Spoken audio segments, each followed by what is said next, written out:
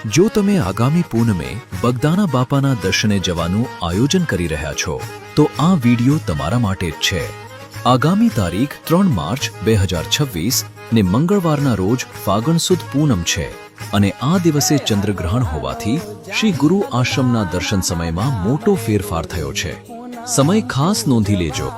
આ દિવસે મંગળા આરતી વહેલી સવારે 5 વાગે થશે।